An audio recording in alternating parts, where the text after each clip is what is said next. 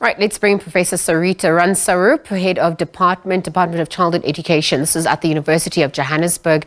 Prof Sarita, good afternoon, and thank you for your time with us here on the SABC at this hour. Good afternoon, Lizelle, and thank you for the invite.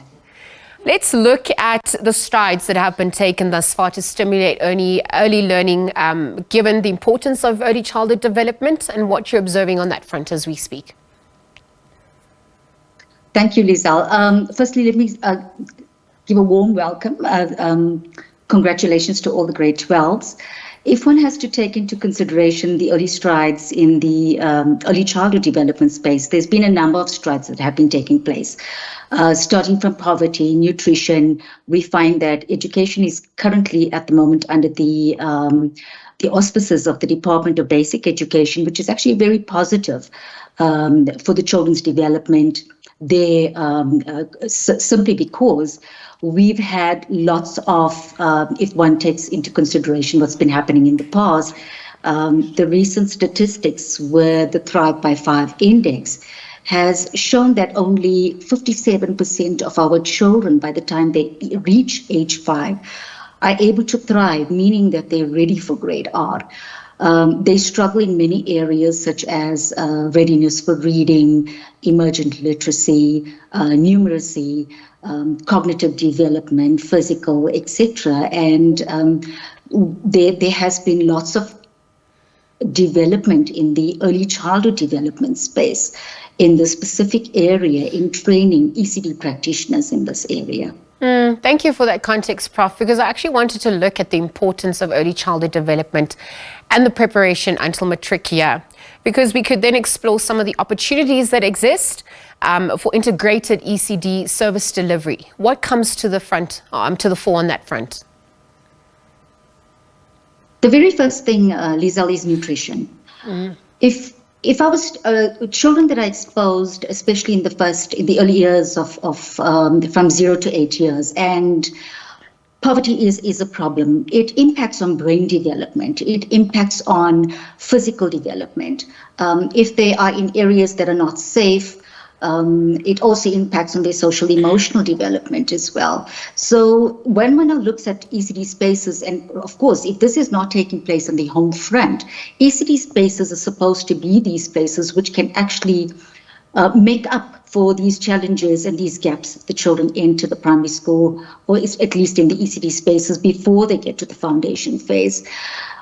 But however important here is that you need teachers that are trained to be able to address address the gaps that children may come in with, but also to be able to nurture and develop children so that they are ready for school in grade R.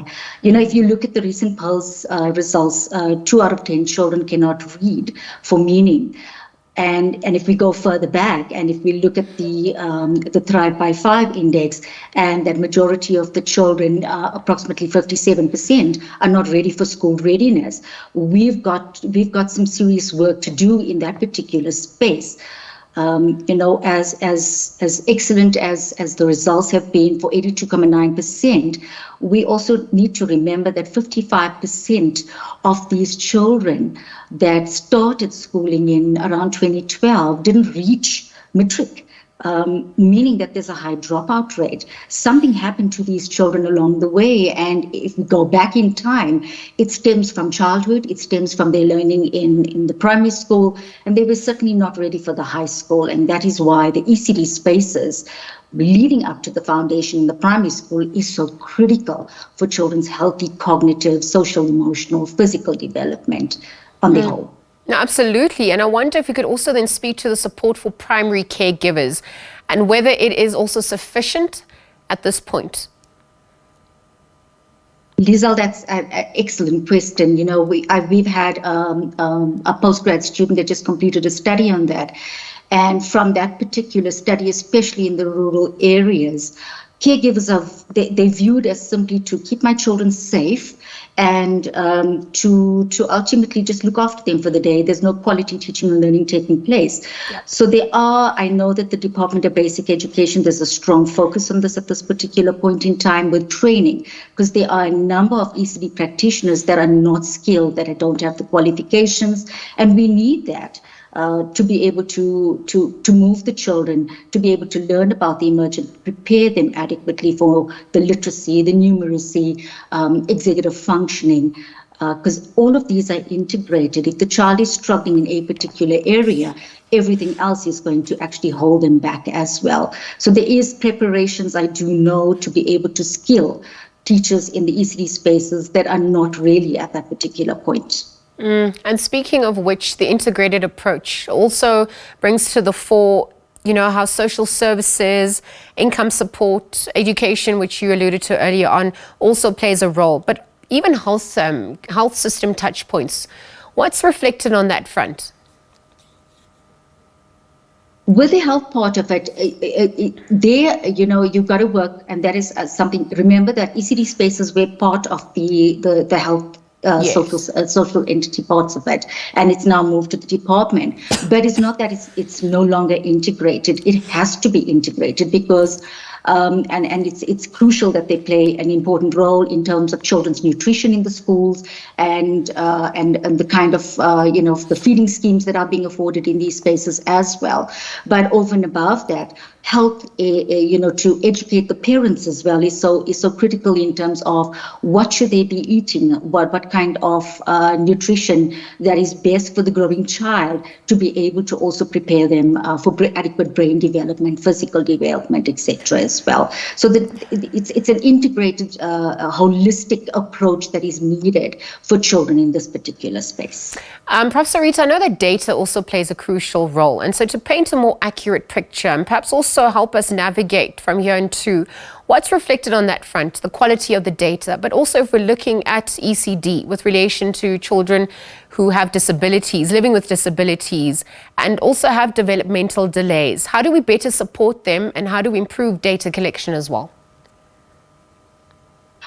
I think there we need, a very holistic approach. We need to not just work with ECD spaces, teachers. We need to start also going to grassroots levels. We need to start reaching out to parents as well, in addition to the greater community, to healthcare. It does need, and that is something that I think is crucial. We need to actually look at how we can bring all role players together. It's not just a one-pronged approach, it's a multi-pronged approach to bring children to this particular level where we would like for them to start thriving at least by 5. Prof Sarita, let's leave the conversation then. Thank you for your time with us here on the SABC. Prof Sarita Ramsaroop is the head of Department of Childhood Education at the University of Johannesburg, shining a spotlight on ECD, early childhood development, and also the preparation that it plays, or the role it plays around the preparation for those who ascend up until the matric year. Thanks for weighing in on that chat.